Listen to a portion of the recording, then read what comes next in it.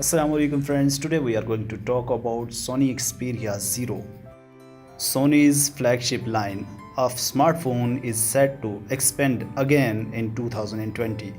If the latest rumors turn out to be true, as a new leak suggests that the company will be introducing four new handsets throughout the year that will be an sport top end of specifications.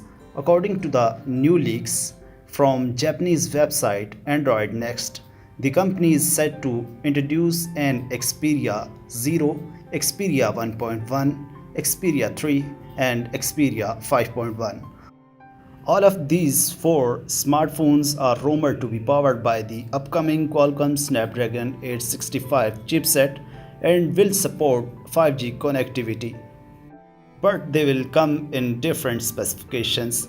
The leak suggests that Xperia Zero will be highest specification device.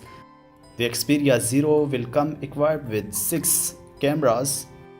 Hopefully these cameras will cross Samsung Galaxy and Huawei cameras. So that's it for this video. We will meet in next video. Stay tuned and subscribe and press the bell icon.